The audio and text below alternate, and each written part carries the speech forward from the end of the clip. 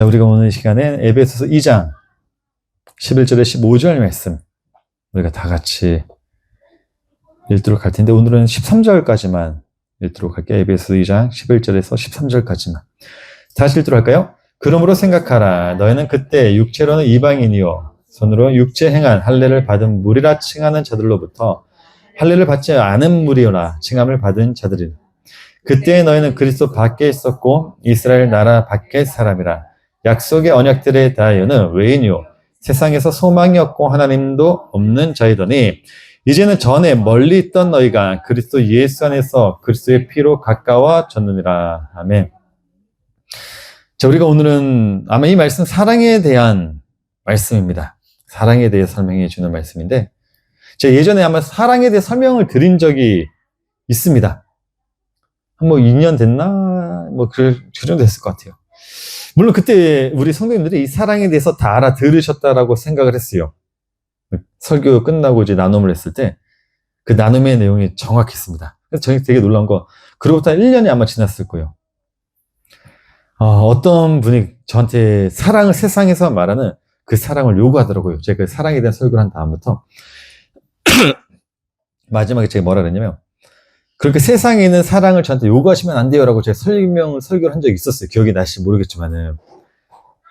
근데 시간이 좀 지나고 어떤 분이 저한테 세상에 대한 그 사랑을 요구하더라고요. 이게 실제 이야기. 목사님, 성경에서 말하고 있는 사랑이 세상에서 말하고 있는 사랑은 다르다고 하지만 그래도 목사님께서는 세상에서 말하는 그런 사랑을 해야 되지 않나요? 라고 전화가 와서 저한테 말씀을 하시더라고요. 근데 그 상황이 어떤 상황인지 구체적으로 설명을 드리진 못하겠지만은, 이제 그분이 볼 때는 제 나름대로는 그 세상에서 말하는 사랑을 하고 있었다고 생각을 했는데, 그분이 보시기에는 제가 그 사랑에 조금 부족했나 봐요. 그래서 전화가 와서 그런 말씀을 하시더라고요. 근데 그분과 이야기를 하다 보니까 왜 그런 말씀을 하셨는지 이유를 알았어요. 왜냐면 평소에 본인은 못 하시다가 어느 순간부터 그 세상에서 말하는 사랑을 하고 계시더라고요. 마치 이런 것 같죠. 평소에 기도를 안 하시던 분이 기도를 하면 일어나는 일이 뭐죠? 갑자기 주변 사람들에게 갈굼을 하죠. 너 왜 요즘에 기도 안 해? 평상시에 기도를 안 하시다가 기도를 갑자기 하시게 되면 자기가 기도를 하고 있다는 것만 때문에 주변 사람들에게 요구를 하기 시작해요. 너 기도해야지. 너 기도 안 해. 이런 것처럼. 자, 그걸 보면서 제가 무슨 생각을 했냐면, 야, 사람은 정말 자기 행위에서 벗어나지 못하는구나. 제가 이 말씀을 왜 드리고 있냐면, 우리들이 성경에서 말하는 사랑조차도 제대로 이해하지 못하면서 세상에서 말하는 사랑을 논한다? 이것처럼 정말 어리석고 무지한 사람은 없을 거예요. 그래서 오늘은 예전에 했던 설교를 가지고 왔는데 이걸 조금 더 제가 쉽게 설명해놨어요. 정말 쉽게. 저번에는 예전에 그냥 성경에서 말하는 사랑 이겁니다 라고 했다면, 지금은 이걸 좀 더 구체적으로 좀 더 확실하게 가지고 왔으니까 한번 말씀 한번 들어보세요. 이 성경에서 말하는 사랑이 무엇인지. 이 사랑을 모르니까 아직도 많은 한국교회뿐만 아니라 우리들조차도 성경에서 말하는 사랑을 몰라요. 모르니까 자꾸 세상에서 말하는 사랑을 요구하는 거예요. 이게 마치 성경에서 말하는 사랑인 것처럼 생각해서. 성경에서 말하는 사랑이 뭐죠? 예수님이 우리를 위해 죽으셨다. 이거죠. 요한일서 로마서 말씀 보니까, 사랑은 여기 있으니 우리가 하나님을 사랑한 것이 아니요 하나님이 우리를 사랑하사 우리 죄를 속하기 위하여 화목 제물로 그 아들을 보내셨습니다. 이게 성경에서 말하는 사랑입니다. 하나님이 그의 아들 예수 그리스도를 우리를 구원하기 위해서 죽이신 것, 이게 사랑이에요. 로마서 5장 8절 말씀 보니까 우리가 아직 죄인 되었을 때 그리스도께서 우리를 위하여 죽으심으로 하나님께서 우리에 대한 자기의 사랑을 확증하셨느니라라고 하면서 그 사랑이 증명되었다라고 이렇게 설명하고 있습니다. 이게 성경에서 말하는 사랑입니다. 여기까지는 모든 기독교인들이 다 동의를 해요. 이게 성경에서 말하는 사랑입니다. 동의를 합니다. 중요한 건 이거죠. 그 사랑을 받으면, 우리가 그 사랑을 알면 우리도 이제는 어떻게 된다? 사랑을 하게 된대요. 사랑. 예수님도 뭐라고 말씀하셨죠? 요한복음 13장 4절 말씀이니까, 새 계명을 주노니 서로 사랑하라. 내가 너희를 사랑한 것 같이 너희도 서로 사랑하라. 그렇죠. 사랑하래요. 그러니까 하나님이 보여주신 그 사랑, 우리를 구원하기 위해서 예수 그리스도 아들을 죽여버리신 게 이 세상에 나타나신 사랑입니다. 그 사랑을 우리가 알게 되면 그 사랑을 우리가 받았단 말이죠. 그럼 내 안에 뭐가 있냐면 그 사랑이 있습니다. 그 사랑이 있기 때문에 우리도 서로 뭐 하냐면 이제는 사랑을 하게 돼요. 이건 명령이인데 새 계명이래요. 새 계명. 그렇다면 옛 계명과 새 계명이 있으면 이 새 계명이라는 것은 예전에 말했던 사랑의 개념과는 다르다는 거죠. 완전히 차원이 다른. 자, 그렇다면 여기서 말하는 서로 사랑하라는 말은 무슨 말일까요? 이게 핵심이에요. 서로 사랑하래요. 예수님이. 이건 해야 돼요. 해야 돼요. 반드시 해야 돼요. 명령입니다. 이거는 야, 너 해도 돼. 안 해도 돼. 이런 개념이 아니라 명령이에요. 반드시 해야 돼요. 반드시. 그렇다면 예수님이 말씀하신 서로 사랑하라는 그 사랑은 어떤 겁니까? 우리가 생각하고 있는 세상에서 말하는 그렇게 연약한 사람들 도와주고 물질적으로 약한 사람들 물질로 도와주고 뭐 힘든 물건을 들고 가는 사람을 바라보며 뭐 들어주고 뭐 이런 걸 말하는 겁니까요? 뭐 용서해주고 이런 개념의 사랑일까요? 서로 사랑하라는 게 아니겠죠. 아니겠죠. 그래서 바울이 지금 에베소 교회 성도들에게 편지를 쓴 거예요. 왜냐면 에베소 교회 성도들이 사랑의 의미를 알았는데 시간이 가면 갈수록 점차 사랑의 개념을 퇴색시켰기 때문에요. 요한계시록만 보면 알 수 있죠. 요한계시록에 보게 되면 책망 중에 하나가 뭐였죠? 너희들은 뭐를 버렸다? 첫사랑을 버렸다. 그래서 우리가 오늘은 성경에서 말하고 있는 사랑에 대해서 살펴볼 텐데, 자, 이걸 정말 성경에서 말하는 하나님이 말씀하신 그 세 계명, 예수님이 말씀하셨던 세 계명, 서로 사랑하라는 그 계명이 어떤 것인지 이걸 알기 위해서는 우리가 어디로 가야 되냐면 데살로니가 후서로 가야 돼요. 왜냐면 유일하게 바울이 데살로니가 교회에게 편지를 썼을 때 유일하게 너희들은 사랑을 잘하고 있구나라고 칭찬을 했던 교회가 데살로니가 교회예요. 그래서 우리가 글로 보면 알 수 있습니다. 자, 데살로니가전서 4장 9절로 한번 가보자고요. 형제 사랑에 관하여는 너에게 쓸 것이 없으면 너희들 자신이 하나님의 가르치심을 받아 서로 사랑함이라. 그쵸? 바울이 칭찬을 해요. 다른 교회들은 사랑이라는 걸 하긴 했는데 유일하게 데살로니가 교회에 대해서는 바울이 칭찬을 합니다. 야, 너네들 정말 예수님이 말씀하신 서로 사랑하는 거 잘 지키고 있네? 야, 이 부분에 대해서 내가 너희들에게 쓸 말이 없어. 자, 여기 보면 형제라는 말이 나오는데 이 형제라는 말이 어떤 말이냐면 예수 그리스도를 말해요. 1차적으로 형제 사랑에 관하여는 이게 형제라는 단어가 예수님을 말해요.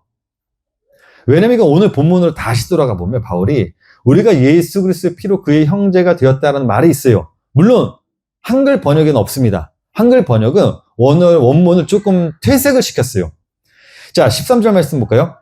오늘 본문 에베소서 2장 13절 말씀 보게 되면 바울이 이런 얘기를 합니다. 이제는 전에 멀리 있던 너희가 그리스도 예수 안에서 그의 피로 가까워졌느니라고 그랬어요. 여기서 가까워졌다. 그리고 뭐 졌느니라 이런 단어가 헬라어로 보면 앵귀스, 기노마이라는 단어가 있는데 앵귀스라는 단어가 히브리 카라보의 역어예요. 카라보가 어떤 단어냐면요.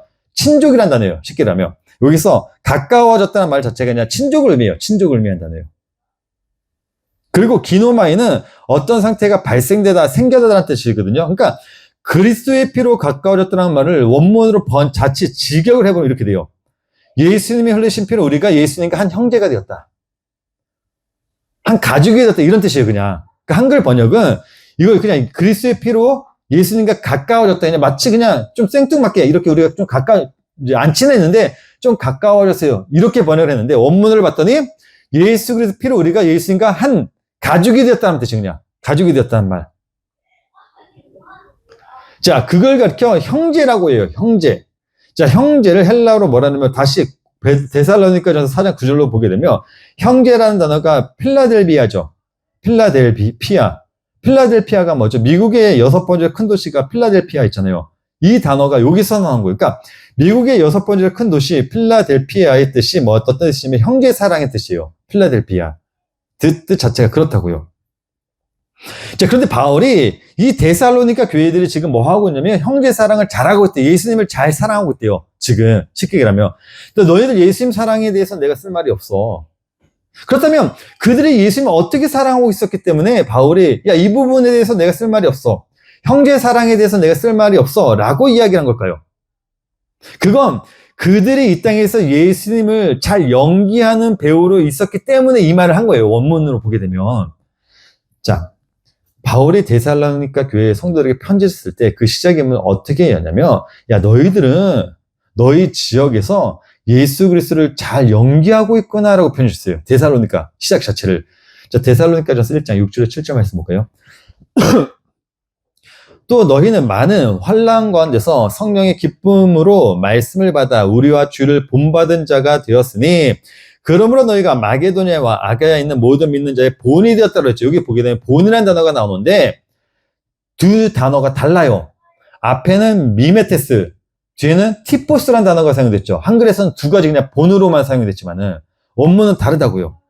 자, 먼저 미메테스 6절에 기록된 우리와 주를 본받은 자일 때 이 본, 미메테스는 광대라는 뜻을 가지고 있어요. 광대.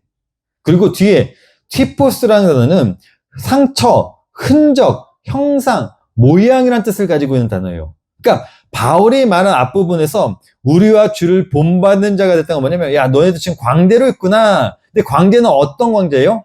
흔적과 상처를 가지고 있는 광대로 있구나 라는 뜻이에요. 어떤 무대에.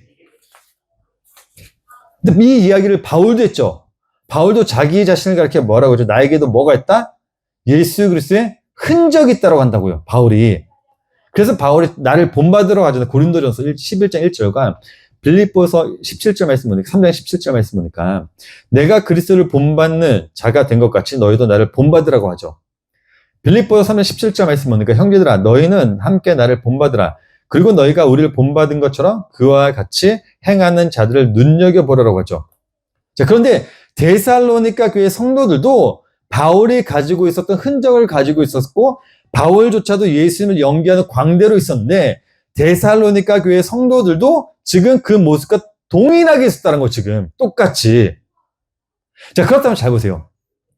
데살로니가 성도들이 가지고 있었다는 그 흔적, 바울이 가지고 있었다는 그 예수 그리스도의 흔적이란 게 뭘까요? 그 흔적, 그 상처를, 매를 맞았던 상처를 말하는 걸까요? 그건 아니겠죠. 예수 그리스도의 흔적을 가지고 있대요. 데살로니가 교회 성도들도 바울도 똑같이. 그래서 바울이 데살로니가 교회 성도들에게 야, 너희들이 예수 그리스도를 사랑하는 것에 대해서 내가 더 이상 할 말이 없어 라고 이야기를 하잖아요. 그 흔적이란 건 뭐냐면 다른 것을 말하는 게 아니라 외부로부터 많은 핍박과 박해를 받았음에도 불구하고 흔들리지 않는 믿음을 가지고 있었다는 걸 말해요. 자, 사도행전 17장을 보게 되면요. 바울이 데살로니가에 가서 전도를 해요. 그리고 그로 인해 많은 사람들이 예수 그리스도를 믿게 됩니다. 근데 그 소식이 바울을 쫓고 있는 유대인의 귀까지도 들어가게 돼요. 그래서 바울을 쫓는 유대인들이 데살로니가로 가요. 왜? 바울이 지금 데살로니가 지역에서 전도를 하고 사람들이 막 믿기 시작하니까 바울을 죽이기 위해서 데살로니가로 딱 가요. 근데 그 소식을 또 들어요. 그래서 바울과 실라가 도망을 가요. 근데 이들이 어디 있었냐면 야손의 집에 있었어요. 데살로니가 교회 야손이라는 인물 집에서 전도를 하고 있었는데 그 소식을 듣고 갔는데 바울을 쫓는 자들이 유대인들이 온다는 소식을 듣고 바울과 실라는 야손의 집에서 도망을 쳐요. 근데 그날 때 그 바울과 실라를 잡으러 간 유대인들이 그걸 알아요. 야손의 집에 딱 갔는데 바울과 실라가 없는 거예요. 그래서 야손만 잡아가지고 고발을 해가지고 넘겨버려요. 물론 야손은 나중에 이제 보석금을 내고 풀려났지만, 근데 이 사건으로 어떤 일이 났냐면 이 데살로니가 지역에 많은 사람들이 예수님을 믿고 이제 뭉쳤잖아요. 근데 자기를 전도했던 바울과 실라가 도망가니까 우두머리가 없어지니까 교회가 지금 어떻게 되냐면 흔들리기 시작해요. 우리 어떻게 하지 이제? 우리는 어떻게 하지? 보통 교회들은 그 소식을 듣고 보통 교회들 이제 흩어지고 없어지는데 유일하게 데살로니가 성도들은 어떻게 하냐면 바울과 실라가 도망쳤는데도 불구하고 주변에서 자기를 흔들면 흔들수록 더욱더 복음으로 하나를 뭉쳐버려요. 이게 데살로니가 교회예요. 그걸 그렇게 흔적이라고 해요. 그래서 그 모습이 어디까지 퍼져나가냐면 마게도냐와 아가야까지 퍼져나가요. 그걸 보고 바울이 뭐라고 하냐면 데살로니가전서 1장 6절에 7절 말씀 다시 한번 읽어볼게요.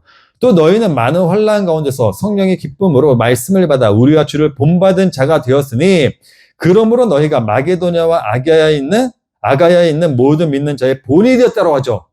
자, 그러니까 성경에서 말하는 그 흔적, 본이라는 말은 다른 것을 말하는 게 아니에요.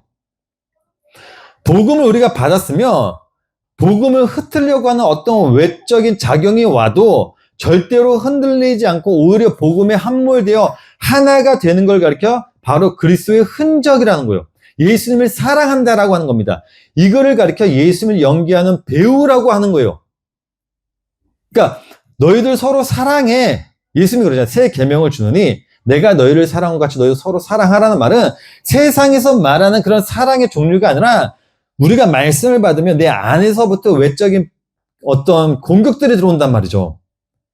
외부의 어떤 흔적, 외부로부터 어떤 작용들이 왔을 때 그 외부에 흔들리지 않고 내가 오히려 복음의 함몰이어서 우리들이 이 교회 안에서 더욱더 똘똘 뭉치는 걸 가리켜 뭐라 그러면 예수 그리스도를 사랑했다라고 하는 거예요. 그러니까 예수님을 사랑하는 사람들은 이 땅에서 어떤 모습이 나오냐면 교회를 옮겨다니며 다른 데를 쫓아다니며 자기의 신앙에 맞게끔 돌아다니는 것이 아니라 그 말씀으로 인해서 우리가 더욱더 그 말씀 안에 함몰이 되어서 그 말씀으로 그 안에 흔들리지 않는 그 믿음을 가리켜 예수님을 사랑한다라고 하는 거예요. 그걸 예수님을 연기하는 배우라고 하는 거고. 그래서 사랑이라는 단어 있죠. 넘겨보시면 있겠지만은 사랑을 아헤브라고 해요. 혹시 다 있나요? PPT 만들어 놓은 게. 아헤브라는 단어가 있는데 이 아헤브가 어떤 조합으로 되어 있냐면 여기 보면 형제라는 아흐 앞에 알렙이란가 헤란 알파벳 있잖아요. 그 아흐 이걸 뭐라 그러면 형제라고 해요. 형제. 앞 뒤에 뭐가 있냐면 베트 집이 있죠. 성전이 있단 말이에요. 사랑을 뭐라고 하냐면 하나님 집안에 있는 형제라고 얘기하는 거예요. 그러니까 똘똘 뭉치는 거. 그래서 바울이 뭐라면 그 사랑을 가지면 우리는 하나님이 지으신 이 집에서 서로 뭐 해요? 믿음 안에 흔들리지 않게 그냥 우리가 예배드리고 이렇게 모여 있잖아요. 그걸 사랑이라 형제의 사랑, 예수 그리스도의 사랑, 이 땅에서 예수님을 연기하고 있는 연기자들 이렇게 해요. 그래서 그 사랑을 받은 자들은 바울이 뭐라고 하냐면 로마서에서 우리가 그리스도의 그 사랑을 잊게 되면 우리들은 이 땅에서 예수 그리스도를 연기하지 못하는 배우는 없다라는 이야기를 해요. 자, 로마서 12장 9절을 가볼게요. 로마서 12장 9절을 보게 되면 사랑에는 거짓이 없나니 악을 미워하고 선에 속하라라고요. 자, 이 글을 우리가 한글 그대로 보게 되면요. 그러니까 한글 성경으로 보게 되면 마치 이렇게 진짜 문자 그대로 이야기를 해요. 사랑에는 뭐가 없다? 거짓이 없다. 그렇죠? 그 사랑하면 거짓말하면 안 돼. 너네들 부부끼리도 사랑해서 결혼했는데 거짓말하면 사랑이 깨지잖아요. 이런 식으로 해석하는데 아니에요. 이 말은 어떤 말이냐면요. 예수 그리스도를 연기하고 있는 배우에 대해서 설명하고 있는 거예요. 지금 여기 거짓이라는 단어 있죠. 이 거짓이라는 단어가 우리가 생각하는 라이라는 단어가 아니에요. 이게 헬라어로 아니포크 리토스라는 단어가 사용되는데 이 단어가 어떤 뜻을 가지고 있냐면 연기 경험이 적은 배우를 의미하는 단어예요. 이 거짓이라는 단어가 아니포크 리토스라는 단어가 거짓말 이런 뜻이 아니라 연기 경험이 적은 배우를 의미하는 단어라고요. 헬라 시대 때는요, 연기 경험이 적은 배우를 비유적으로 사용한 게 아니라 거짓이라는 단어. 야, 너 연기 못하네? 이러냐, 너 거짓말하고 있네? 이런 뜻으로 사용했단 말이에요. 그러니까 여기서 거짓이란 말은 예수 그리스도를 제대로 연기하고 있지 못한 배우를 말하는 거예요. 근데 우리가 그 사랑을 받았다? 그 사랑을 받았으면 우리들은 이 땅에서 예수 그리스도를 연기하지 못하는 배우는 없다라는 거예요. 그 사랑이 있으면.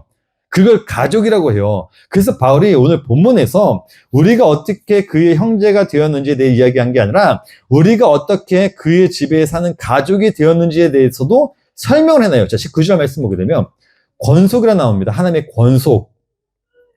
그러므로 이제는 너희는 외인도 아니요 나그네도 아니요. 그렇죠. 지금 가족 이야기니까 예수 그리스도의 피로 우리가 예수 그리스도 피로 가까워졌다고 했죠.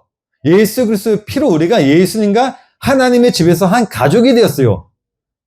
그렇죠? 그러면서 이야기를 해요. 19절에. 그러므로 이제는 너희는 외인도 아니요 나그네도 아니요 오직 성도들과 동일한 시민이요 하나님의 권속이라 했을 때 이 권속이라는 말이 헬라로 오이케이오스라는 단어가 사용됐죠. 이게 어떤 뜻이냐면 집에 속한다는 뜻이에요. 그러니까 너희들은 뭐냐? 하나님의 권속이라는 말은 하나님의 집에 속한 가족들이다 이런 뜻이에요. 이게 성경에서 말하는 사랑이라는 개념이라고요. 단순히 세상에서 말하는 그런 사랑의 개념이 아니라 이해가 되시나요 지금? 근데 에베소 교인들이 지금 그 의미를 자꾸 퇴색을 시키고 있어요. 왜? 사나운 이리들이 에베소 교회에 들어와서 하나님의 말씀을 세상의 말로 지금 바꿔놨기 때문에요. 자, 사도행전 20장 29절에 30절 말씀 볼게요. 내가 떠난 후에 사나운 이리가 여러분에게 들어와서 그 양떼를 아끼지 않으며 또한 여러분 중에서도 제자들을 끌어 자기를 따르게 하려고 어그러진 말을 하는 사람들이 일어날 줄을 내가 아노라. 그쵸? 에베소 교회에서 떠나면 이제 사나운 이리들이 와가지고 이제 에베소 교인들을 전부 다 하나님의 말씀에 퇴색을 시킨단 말이죠, 지금. 바울은 지금 그거에 대해서 감옥에 가서 로마 감옥에 가서 지금 편지를 쓰고 있는 거예요. 지금 너희들 사랑 잃어버렸어. 그래서 바울이 뭐라고 하냐면 다시 오늘 본문 11절 말씀 보게 되면 뭐라고 그러죠? 생각하래요. 생각해. 그러므로 생각하라. 여기서 생각하는 말은 예수님이 우리에게 알려주신 그 말을 생각하라. 지금 야 성경에서 말하는 사랑이 뭔지 너희들 한번 생각해봐. 그 사랑은 세상에서 말하는 사랑의 개념이 아니야. 지금 너희들 외적으로부터 지금 사나운 이리가 와가지고 하나님의 사랑을 세상의 말로 지금 세상의 사랑으로 가르치고 있는데 야 그거 아니야. 내가 너희들의 가르친 말 그거 아니잖아. 한번 생각해봐.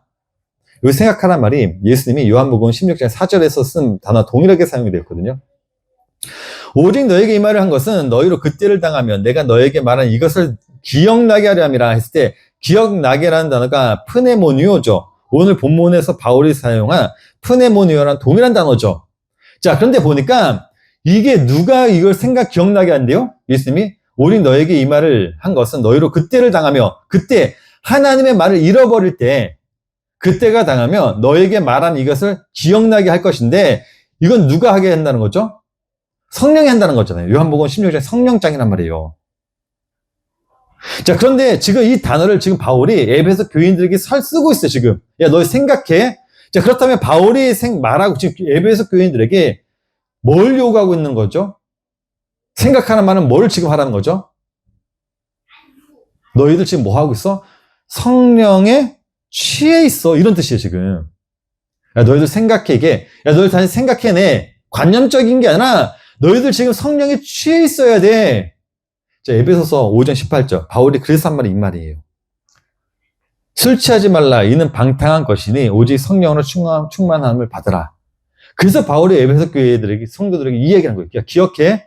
너 어떻게 기억해? 성령에 취해 있어. 그러니까 우리들이 성령을 받았다면, 우리가 지금 성령님이 나와 함께하고 있다면, 우리들은 이 땅에서 내가 어떤 풍파가 와도 세상은 나를 지금 흔들으려고, 베드로가 말하는 것처럼 사나운 이리가 지금 나를 잡아먹으려고 늘 바라보고 있단 말이에요, 지금. 어떻게든 나를 그 믿음에서 떨어뜨리려고 자꾸 흔든다고요. 세상적인 요인이라든가 여러 가지 방법으로 흔들릴 때마다 내 안에 성령이 있다면 우리는 그런 일을 닥치면 닥칠수록 뭐예요? 더욱더 복음에 함몰이 되는 거예요. 함몰될 수밖에 없는 거죠. 하나님이 나를 그렇게 만들어 놓으셨기 때문에. 요셉이라는 인물을 보세요. 요셉이라는 인물은요, 그의 인생을 보게 되면 불평불만밖에 안 나요. 아니, 인간적으로 보게 되면 하나님을 원망하고 하나님을 버릴 수 있는 상황까지 몰렸던 인물이 요셉이라는 인물이죠. 형제들에게 까닭없이 미움받고, 형제들에게 버림당하고, 버림당했는데 그 집에서 누명을 씌워가지고 감옥까지 가요. 인간의 삶으로 봤을 때는 그만큼 정말 억울한 인물은 없어요. 오히려 하나님을 떠난 우리가 만약에 그 입장이었으면 우리들은 아마 하나님을 원망하고 떠났을지도 몰라요. 내 삶이 더욱더 시궁창으로 떨어지는데 낙이 안 보이고 빛도 안 보이고 더욱더 살면 살수록 어둠으로 가면 인간은 분명히 하나님을 원망하고 떠났을지 모르겠지만은 요셉은 마지막에 어떤 이야기를 하죠? 창세기 45장 5절에 8절 말씀 보니까 당신들이 나를 이곳에 팔았다고 해서 근심하지 마소서, 한탄하지 마소서. 하나님이 생명을 구원하시려고 나를 당신들보다 먼저 보내셨나이다. 이 땅에 2년 동안 흉년이 들었으나 아직 5년은 밭가리도 못하고 추수도 못할지라 하나님이 그 큰 구원으로 당신들의 생명을 보존하고 당신들의 후손을 세상에 두시려고 나를 당신들보다 먼저 보내셨나니 그런즉 나를 이리로 보낸 이는 당신들이 아니요 누구라고요? 하나님이시라. 하나님이 나를 바로에게 아버지로 삼으시고 그 온 집의 주로 삼으시며 애굽 온 땅의 통치자로 삼으셨나이다. 이런 고백을 한 거예요. 하나님을 원망할 수 있었음에도 불구하고 그 속에서 요셉은 무엇이 있었냐면 믿음이란 게 있었다고. 흔들리지가 않았다고요. 빛이 안 보이고 자신의 삶을 시궁창으로 떨어지는데도 불구하고 흔들리지가 않았어요. 왜 그랬습니까? 요셉에게 믿음이 있었겠습니까? 요셉에게 믿음이 있었기 때문에 요셉이 그렇게 살 수 있었던 겁니까? 아니에요. 많은 한국교회 목사들은 그거를 요셉이 가진 믿음 때문이라고 강조하는데 그래서 무엇을 요구해요? 성도님들 힘드셔도 믿음으로 버티세요. 하나님이 하실 걸 바라보면서 믿음으로 버티세요라고 얘기를 하는데 아니에요. 성경을 잘못 읽은 거지. 왜? 창세기 41장 그 앞을 봤더니 어떤 말씀이 있어요? 바로가 그의 신하들에게 이르되 이와 같이 여호와 하나님의 영에 감동된 사람을 우리가 어찌 찾을 수 있으려 하고 요셉에게 이르되 요셉에게 지금 뭐가 있어요? 하나님의 영이 있다고요. 요셉이 그렇게 버티시고 그 속에서 하나님이 원망하지 않았던 이유는 그 요셉 안에 무엇이 있었냐면 하나님이 이미 요셉에게 하나님의 영을 줬어요. 감동을 줬단 말이에요. 용을 줬단 말이에요. 그 영이 요셉으로 하여금 이 땅에 요셉을 흔들릴 수 있는 뭐 여러 가지 것들을 줬음에도 불구하고 흔들릴 수가 없었다고요. 이거라고 이거. 그래서 우리가 성령이 내 안에 있으며 하나님이 내 안에 있고 아버지 안에 내가 있으면요. 이 세상에 어떤 것, 진리를 흔들리려고 하는 그 어떤 것들이 나한테 온다고 할지라도 우리들은 절대로 그것을 이길 수밖에 없어요. 만약에 내가 흔들리고 있다? 그럼 우리는 무엇을 할 수밖에 없죠? 하나님에게?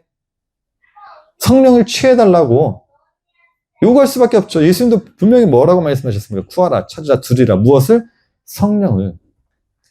물론 한 번 받은 성령은 한 번 받으면 끝입니다. 성령을 받은 사람은 더 이상 성령을 구하지 않아도 돼요. 흔들릴 수도 없습니다. 그렇지만 우리가 흔들린다고 해서 성령을 구한다? 성령을 이런 개념이 아니에요. 은혜를 구한다는 거예요. 그 말 다시 다른 말로 얘기를 하면 이게 바로 성경에서 말하는 이 부분 나중에 보기로 하고 성경에서 말하는 사랑의 개념은 우리가 생각하는 그 세상의 개념이 그 사랑의 개념이 아니라 하나님의 말씀으로 그 어떤 외부적 요인이 온다고 할지라도 교회 안에서 더욱더 하나로 뭉치는 게 형제 사랑, 예수님 사랑, 이 땅에서 예수 그리스도를 연기하고 있는 배우들의 모습들이라는 거예요. 이걸 꼭 명심하셨으면 좋겠습니다. 잠시 기도를 하겠습니다. 하나님.